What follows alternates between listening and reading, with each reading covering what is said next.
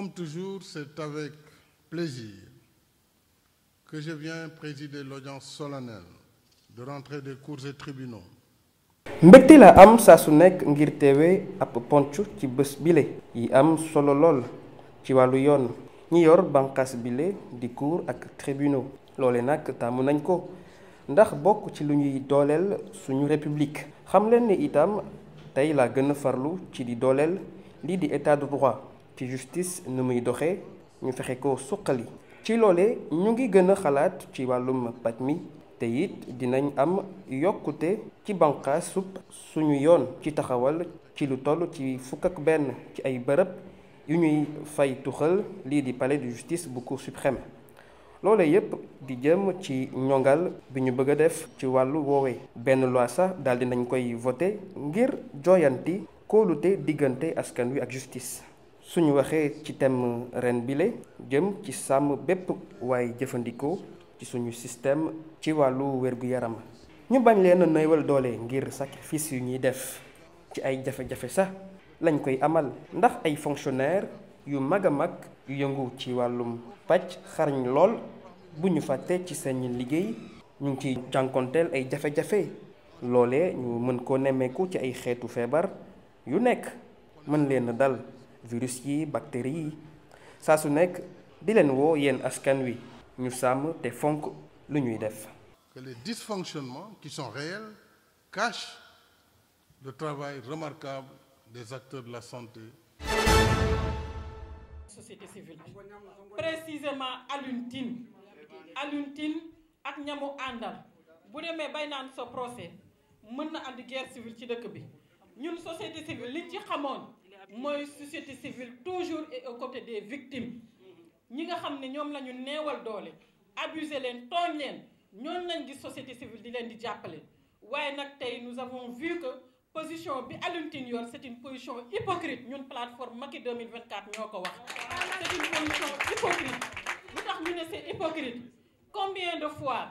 ay situation am ci dëkk bi ci ñoo xamante ne ay dossiers yoo xamante ne dafay laal ay nit mais Alioune Tine jël seen défense lu tax tey mënu la jël défense su Adji Sarr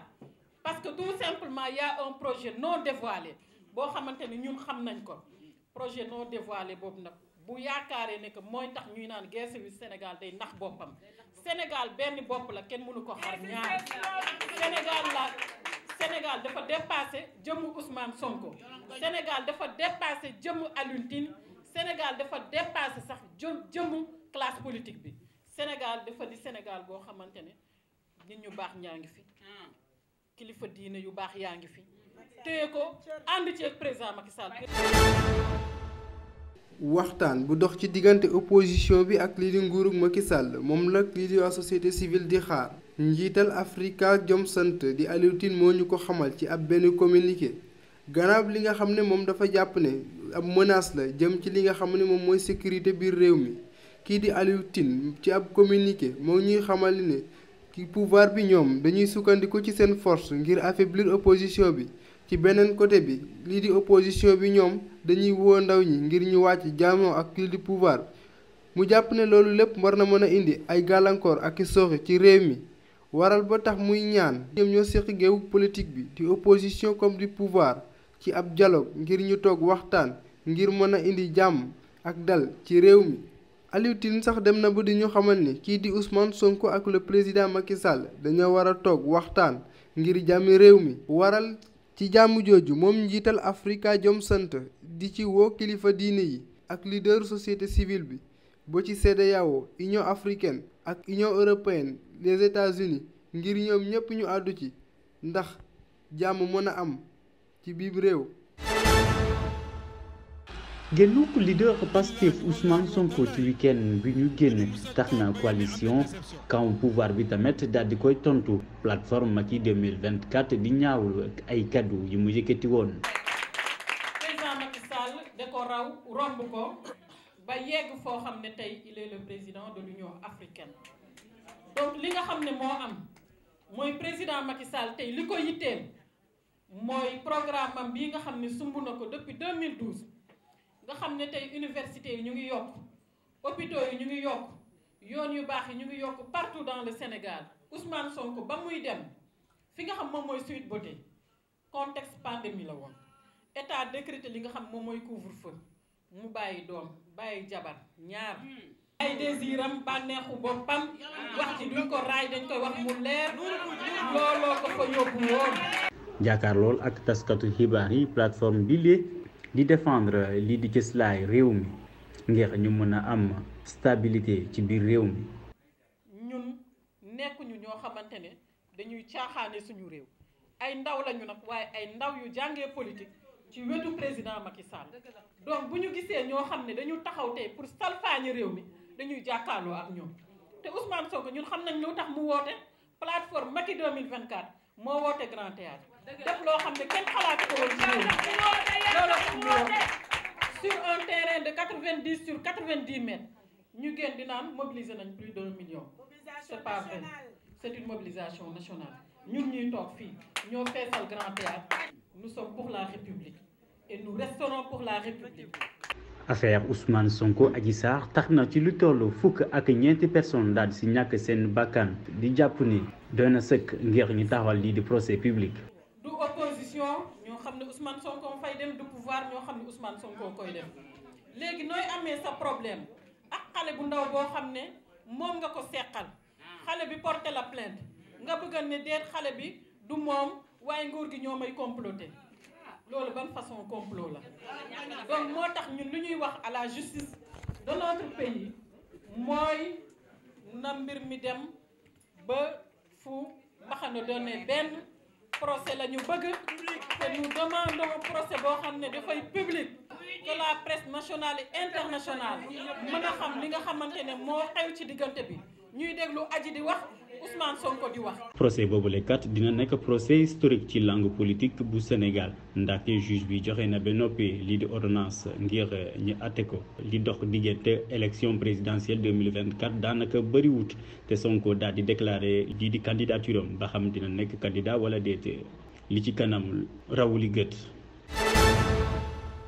fii ci marché Grand Yoff ñu ci ràññee ay clients yu dem ak a dikk ñu fiy jaayee lii di produit importé ak ay légumes donte jote ci sax jafewut benn yoon waral ba tax ñu samp ab laaj est-ce que moom nañ suñu bopp ci wàllu dund.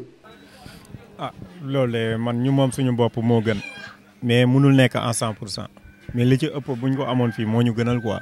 waaw parce que njëg gi day gën a moins cher te puis baykat bi dina ci gis boppam jëndkat bi ak jaaykat bi yëpp dina ci gis boppam quoi pas importation waaw. non gisuma loolu vraiment ndax bagage yi cher na dund bi métti na ndax ñun ba tey bagage yi wàccagul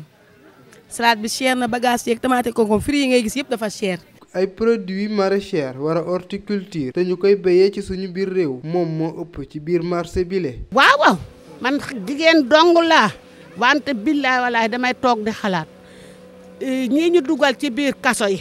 tëj leen fa di leen jox lekk ak naan. mënoon nañu am tool boo xam ne bu ñu fa duggee du ñu génn ni ñu leen tëjee lañ leen di tëjee ñuy liggéey ñu leen di ñoppatil ñaar téeméer di leen tegal fee bu seen xel walbatikoo balaa booba dëkk bi dina am dara ca ñoom bu ñu génnee dina am ci lu ñu jàpp. xanaa dajale xale yi li ñu dem bitim réew ñu toog ko fii ñu jox leen lu baax lu doy ñu liggéey fii ci réew mi ndax bu ñu leen joxee lu ñu liggéey dinañ toog liggéey waa kuy jéggaan rek booba sa dëkk dafa neexul. mën na nekk kay parce que koom-koom bi ñu ngi koy jëndee tool ya